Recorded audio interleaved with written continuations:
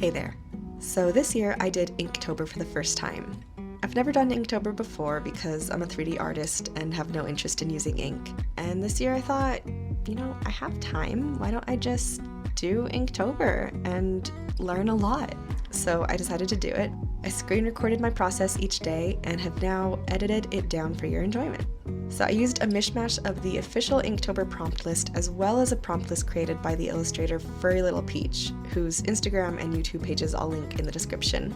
And yeah, I just kind of flip-flop between those two whenever I felt it was necessary.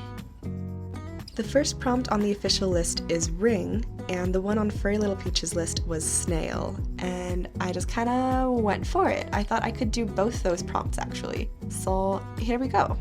For ring, I thought of doing a fairy ring, and so here I am just making a bunch of mushrooms, and I decided a snail could go into the center of that.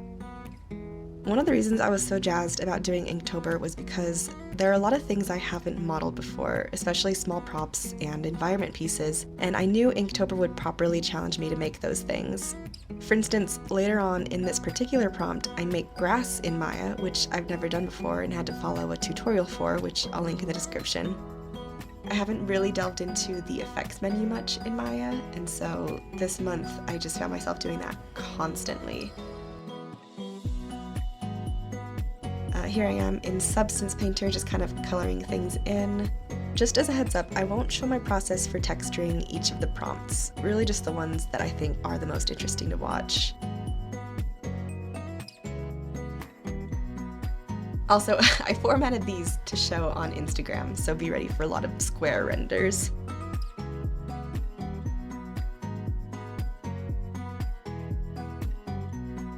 The second day, the official prompt was mindless, and I took that literally and thought, how about I just do a skull that doesn't have a brain in it, so it's literally mindless.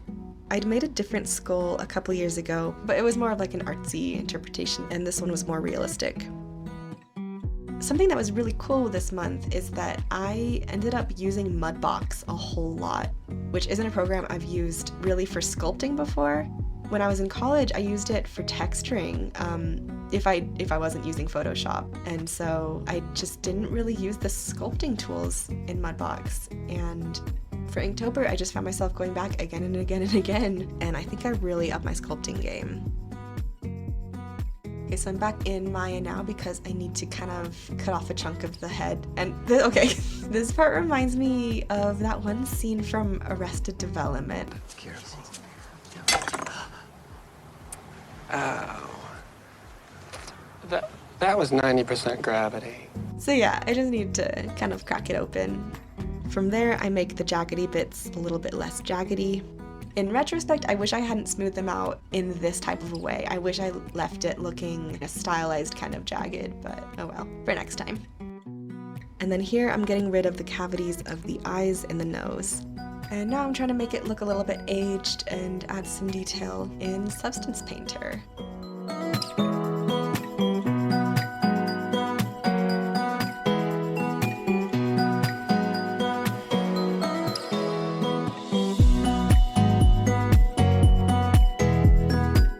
Day 3 from the official list was bait, and my first thought was to make a fishing lure.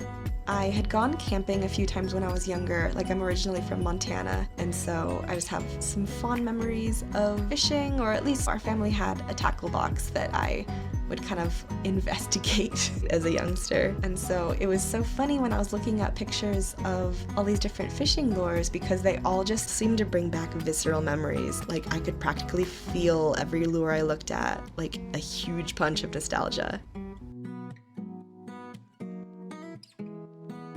So all in all, quite a fun prompt to do. This lure is definitely in my top 5 favorites of the month. Day 4 is freeze from the official list, and so it's just like a cold scene. Speaking of freezing, it's been snowing off and on this month, and it snowed a couple days before Halloween, and I just kind of felt like it, so I just shoveled the driveway so that trick-or-treaters could get in, and man, my back hurt, because shoveling is so kind of strenuous.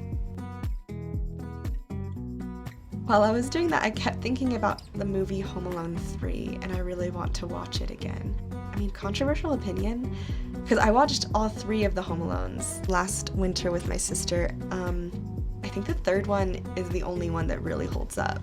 That one, I don't know, it's, I think, objectively the best movie.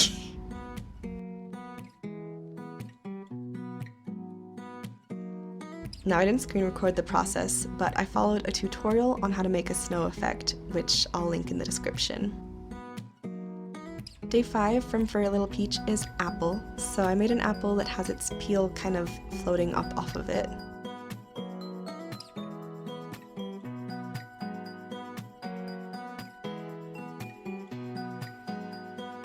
Here I am just kind of modeling some irregularity into the peel. And also I'm using the kind of flat sculpting tool so that I can make it look like the apple is cut into a little bit, as it would look if it were being realistically peeled. Furry Little Peach's list, by her own description, is suitable for people who don't want to take a long time brainstorming for their prompts, as the prompts from the official list can be kind of abstract in a way. Hers are pretty literal, which can be really helpful for artist block. Here I am kind of fixing up the irregularity so that it looks a little bit sharper, because I realized it was all kind of too smoothed out, which seems strange to me. Okay, so this is day 6 and it is leaves from Furry Little Peach's list, and this requires a bit of an explanation. There's this art that I saw from an artist that I like on Tumblr, True Draws, whose profile I'll link in the description. But anyway, they have this art they made of oddish variants of oddish, just having different kind of leaves on their head instead of, you know, radish leaves. And so I wanted to make kind of one of those. But I didn't want to do one of the ones that the artists themselves had made. I didn't want to directly rip them off because that would definitely be uncool. So I thought of, okay, what kind of leaves would I like to see? When I was younger, there was a weeping willow in our backyard that still kind of strikes a good memory. So I made it a weeping willow oddish. Yeah, and I don't show any of my work texturing this one because it was just, I don't know, it was pretty simple. Just drawing a little eyes and a little smile, and that was that.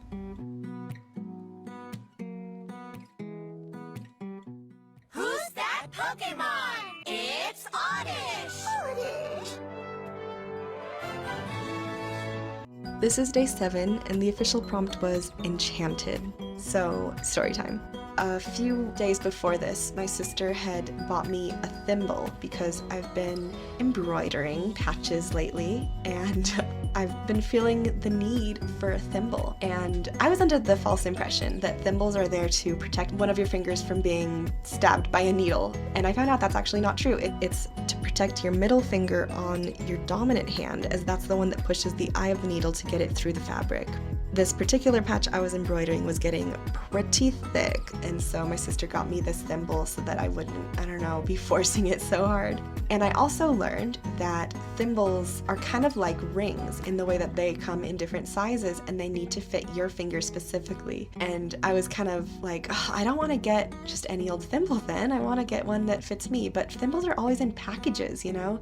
And so she found this really cool one online, which is adjustable. You can bend back the parts to fit your finger, which is absolutely perfect and has been working really well. So to make a long story short, I made a thimble for the enchanted prompt because, I don't know, it was just such a thoughtful gift and was intended to save me from having hurt fingers. So in that way, it's basically enchanted.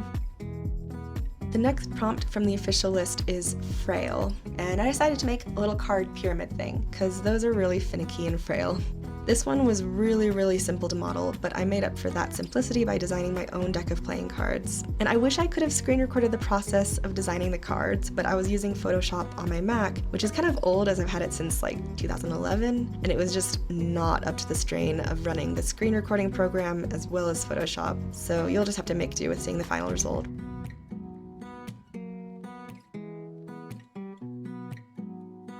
Day 9 is Sun from Furry Little Peach's list. So this one was kind of an odd one. I was experimenting with a style. I've been wanting to do kind of like a low poly weird style lately, and this one just seemed like a good opportunity too. So I made really low poly sun and a few low poly planets. I don't know, I just wanted to make a simple but striking scene.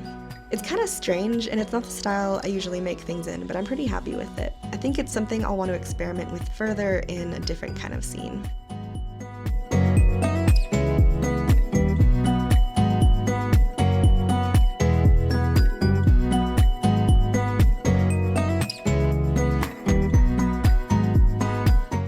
Day 10, courtesy of furrylittlepeach, was soda. So I modeled a quick little bottle, but what I spent the most time on was, again, in Photoshop. I made a little logo. I made my own little soda brand. I named it Cinchelazo, which is Portuguese for sparkle. I put so much effort into the logo design, and I'm so happy with how it looks.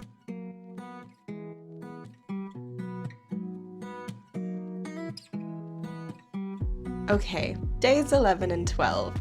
Right before October popped off, I went through both prompt lists and wrote exactly what I thought I should make for each day, just so I would have a little less brain work to do and be able to get straight into modeling each day. So I read all of these in sequence, and on the official prompt list for days 11 and 12, it was snow and dragon. And just seeing those two prompts right next to each other, I was just like, how about I make a snow dragon?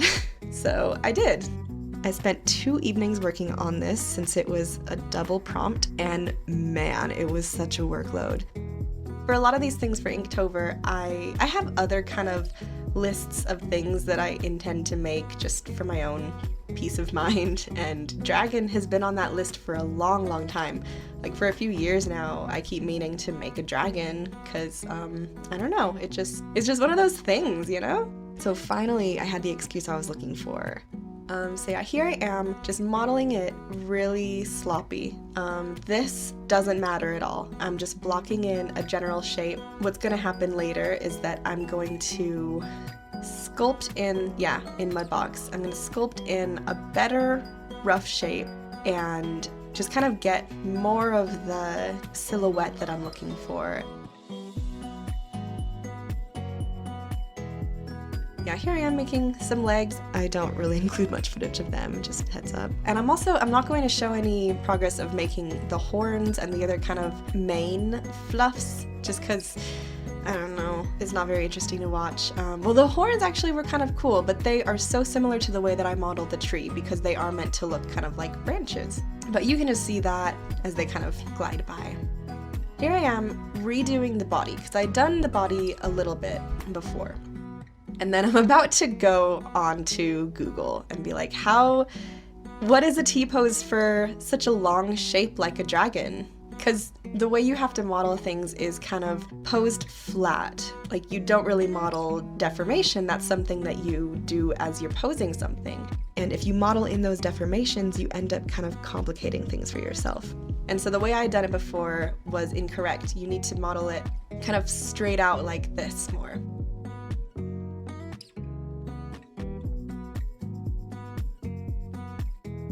So I looked at a lot of reference of Chinese dragons for this one, because there are a lot of different styles of dragons, and I wanted to go for the Chinese kind. And it was funny because I had made a qilin, which is another type of Chinese kind of mythical creature. And it was funny because they have a similar kind of face, especially the details around the mouth and the style of the nose and kind of the furrowed brow. It was just really similar to the qilin that I had made. So it just felt familiar. Like I knew where I was going, I knew what I was doing, which was pretty cool.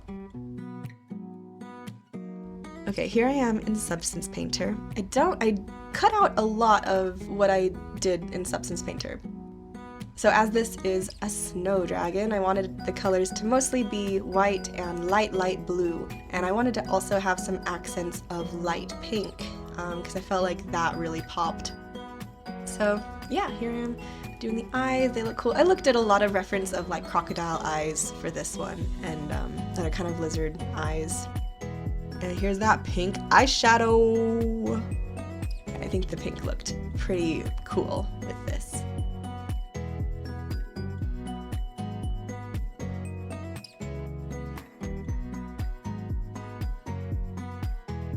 Okay, and I didn't show this, but I just rigged the dragon. My process for rigging isn't something I really wanted to screen record. I felt like it was going to be a lot of toggling around without much clarity. I felt like people would just get kind of nauseous looking at all that, so yeah. And now I'm just making a really basic environment. I also just did not include the process of posing the dragon, because that also is just, it would just be nauseating. So like I mentioned before, I had spent 2 long evenings on this one, and something about, I think, the time of day that I posted it on Instagram made it so that nobody really saw it.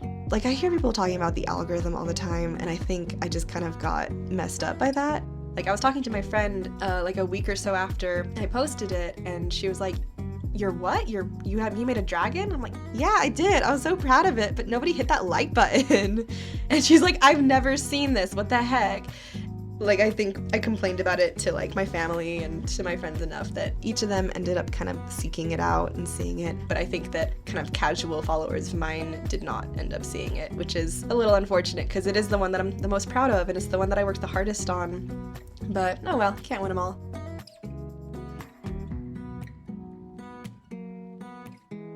Anyway, so this one is day 13, Ash, from the Inktober prompt list. My first thought was of incense. And when thinking of incense, the first image that comes to mind is that of Indian incense, with those kind of holders and all that. I think most people know what I'm talking about. I don't know, I get kind of weird about stomping on other people's cultures. I'm not of Indian descent, and I think that Indian incense very notably has been appropriated in an unsavory type of way, and I just didn't want to contribute to that. So even though it was the first kind of image that came to mind for me, I steered clear of it. I am of Chinese and Irish descent mostly, and whenever I need to draw inspiration from culture that just doesn't exist in America, I look to my heritage. So what I made is a kind of incense setup that is used in Chinese temples.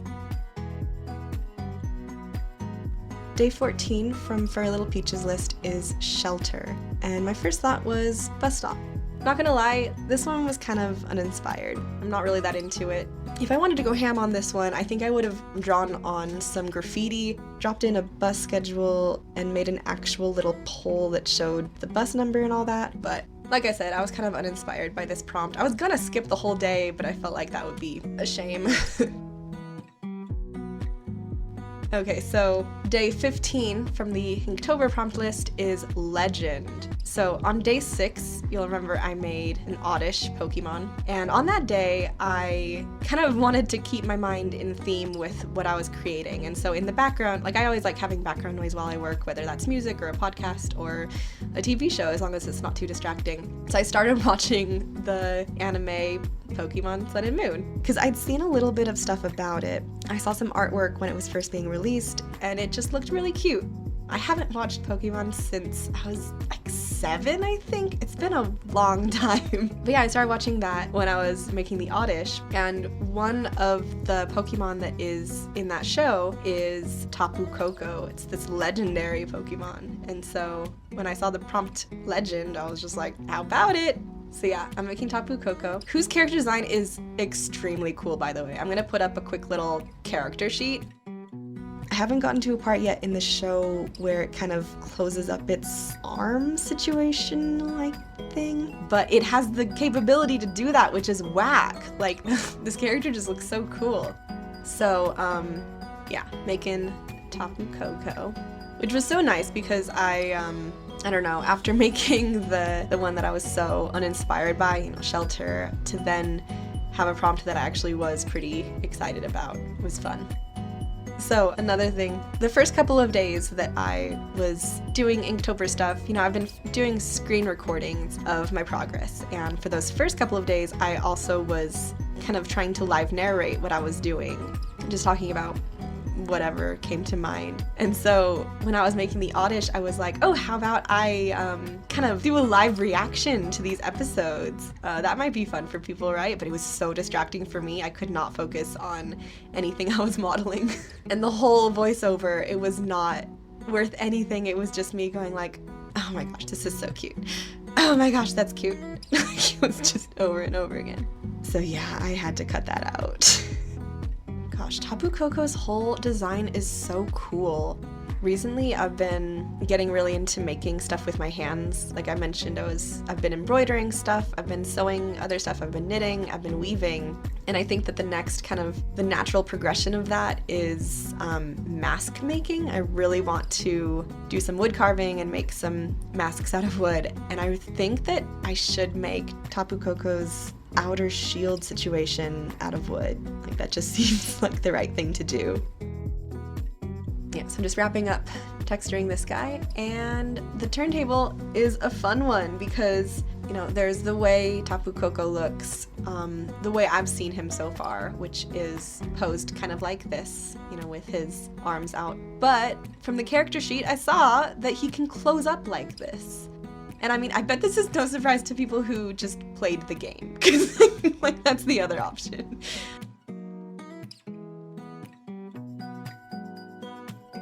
Okay, day 16 from furrylittlepeach's list is peak, so I did some mountain peaks. And I did something kind of odd here. It's been a kind of intention of mine for a little while to make something in 3D that has more of a 2D kind of look to it. So that's what I did here. It's not going to have a turntable, it's just a static image I'm creating. So I don't know if you saw the details so much on the bottle of soda that I made, but there were some mountains on the logo that looked a little bit like this. And I was trying to replicate what I did for the soda logo, but I don't know, like the soda logo pops off and this one just, I don't know, I feel like it's lacking a little bit. But here's the peaks. They're alright, it's cute. I can dig it. Okay, so day 17 is bird from furrylittlepeach's list. I like flamingos, so I just made a flamingo. I made kind of like one of those flamingos you'd see in someone's yard. Like I didn't try to make a realistic one, I just wanted it to be one of those kind of plasticky ones, you know? Okay, so this is an interesting one because I mentioned earlier how I hadn't ever really used Mudbox to sculpt before, that in college I had used it to texture my stuff. And so this is actually the first time since being in college that I've textured something in Mudbox. Because these days, and even toward the end of college, I was mostly using Photoshop to texture, and more recently I've been using Substance Painter. But for some reason I just had the inclination to texture it in Mudbox, and I think it went really well. Yeah, I think it turned out pretty cute.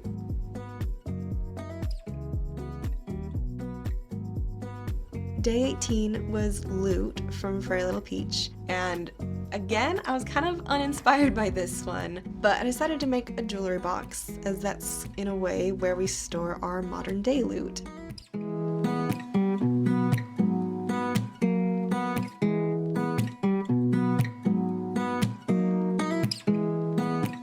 Day 19 is Sling from the official list, so I made a slingshot. This is pretty simple.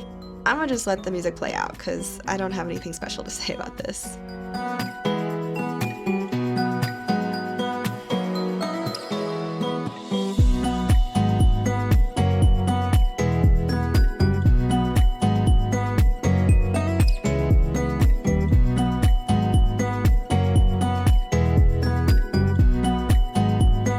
Day 20 is Tread from the official prompt list, so I made a pair of shoes.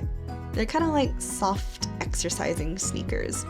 Gosh, I was getting kind of stressed out when I was kind of speeding through this footage, and I remember being a little bit stressed out while I was modeling this because I think that feet and shoes are just really difficult to get to look convincing, and that's in both 2D and in 3D. I haven't yet made a pair of feet that I'm extremely satisfied with. There's just always something kind of strange about them because, I don't know, feet are just so strange. Like, I can get hands. Hands are fine, and it seems like those should be the more complicated of the two. But feet just get me, you know?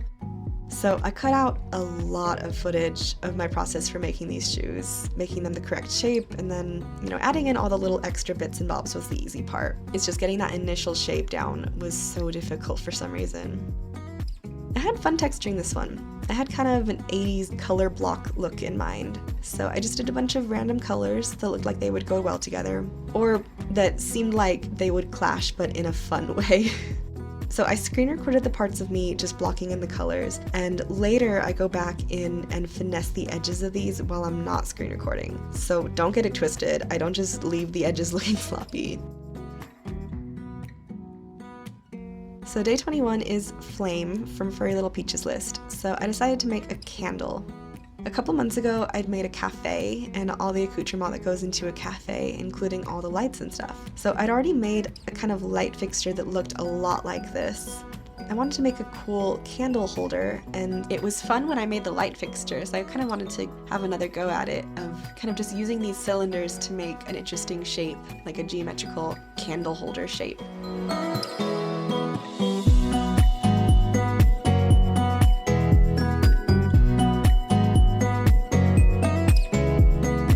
Day 22 from the official prompt list is Ghost, so I made a ghost pepper. This one was pretty fun because I made a very basic shape in Maya, and then I added a whole bunch of craggliness in Mudbox, and so it was just a fun little ghost pepper. I put a red fong on that because, you know, peppers are kind of shiny. Added a stem. I added detail to that in Mudbox as well, but I just didn't include footage of it. And there you go, a nice little ghost pepper.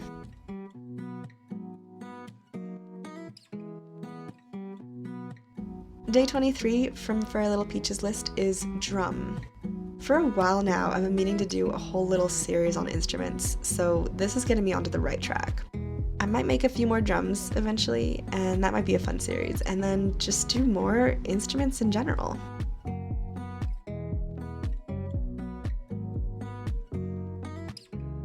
Day 24 from the official prompt list is Dizzy, so I made a dreidel. And this one's a really quick one. I didn't include any footage of me texturing it because I just found some PNGs of the Hebrew letters because I didn't want to goof it up and write it really bad and inadvertently show any kind of disrespect because I'm not especially Jewish and I didn't want anyone to be like, well, that sucks that you're making a dreidel and writing out the letters wrong, like what's your problem? So yeah, I used PNGs of the letters to make sure it was just on point. Day 25 from the official list is Tasty, and something that's really tasty to me is Spam musubi. I've really dug on this food for a while now. I think I first learned about them in high school. There was this Hawaiian restaurant near my school called Dekine, pretty aptly, and they sold them there. And since then I've learned how to make them myself, and I feel like they're always a hit. So with this, I colored the seaweed dark green and added a hammered metal material that's available in Substance Painter. But I added a few layers of that hammered metal material, scaling it differently each time so it would make that kind of convincing, rumpled seaweed appearance. And then for the actual Spam, I dropped in a smart material I'd made for a project a couple months ago, this kind of rusted metal one. Then I changed the colors because I thought it would make a realistic kind of charred look. Day 26 from the official prompt list is Dark, and so I thought I would make a burnt pancake. I just make a kind of rumpled looking disc.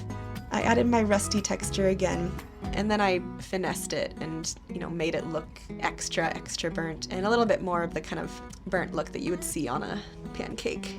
And I did different designs on both the top and the bottom because what I do later on is I flip it around so that it's a stack of two pancakes. So yeah, I made those and I thought, oh, this looks a little bit too simple, so I also made a plate to go with it. It was fun making the plate because Substance Painter has this radial symmetry type thing where you can... Do you see this? Like, this is wild. So this is me just kind of having fun with it, seeing the possibilities. I went with a more geometric shape kind of design. But yeah, there's my fun little plate with my burnt pancakes.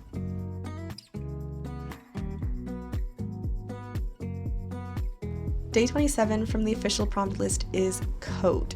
So I wanted to make something coated in dust. I was looking up tutorials for how to do the effect for that kind of thing and saw someone who explained how to make pixie dust. And I followed that tutorial and I thought, if I'm making pixie dust, I may as well just really lean into the Peter Pan aspect of all this. So I made that one kid's top hat.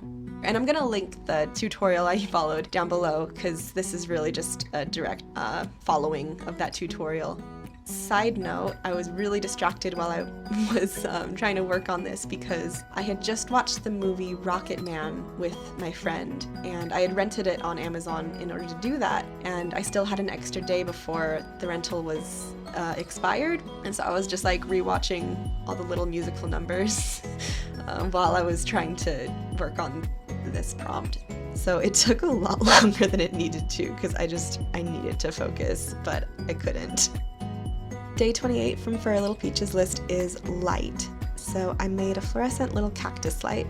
There's a reference up there. I really just duplicated that. Thought it looked cool, so that's that on that.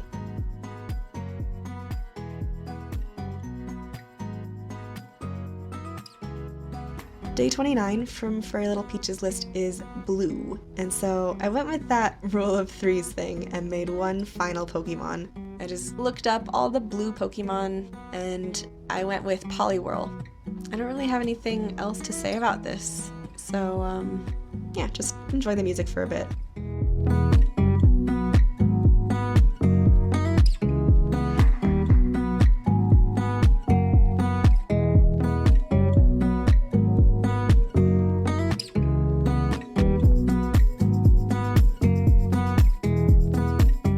Day 30 from the official prompt list is catch. And so I just thought, what would you catch? A football. So how about I make a football that is twirling around? So I did that. And I couldn't really get it all smooth and nice in Maya, so I went in and Mudbox just to smooth things over. Even with the sculpting tools that come with Maya, I couldn't really get it looking right, so yeah, just needed Mudbox for a quick little smooth. I was able to again use that hammered metal material in Substance Painter to make the rumpled texture of the football. And again, I used that radial symmetry to make the kind of seams of the football. And I didn't show the process of modeling in the lace, but it was pretty simple. So, ta-da!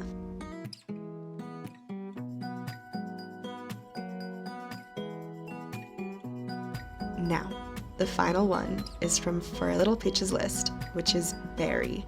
And I thought of huckleberry ice cream. So I was raised in Kalispell, Montana, and one of the things that I miss from there a lot is their huckleberry ice cream, because there's this one shop that made it fresh whenever huckleberries were in season, and it was just so tasty. And I haven't had it in, oh man, like I might have had it last time I was there a few years ago, but I don't really remember. Huckleberries are kind of a variant of a blueberry, but they taste kind of like a cross between a blueberry and a cherry. Like there's a deeper flavor to them. And I know that there are some ice cream manufacturers that make huckleberry ice cream, but it's not the same. It's weird. It's like vanilla ice cream with huckleberry flavoring, or like, it's just not real. So I just really need some huckleberry ice cream fresh. And I might just be building it up in my head because of the nostalgia, and if so, whatever. I still want some. Anyway, that is that. Thank you if you've stuck around till the end. I hope you enjoyed this. This whole process has been so educational, and I really think I gained a lot by participating in Inktober this year, and I'll likely do it again next year. It was a lot of fun. Thanks for watching, and I'll see you later.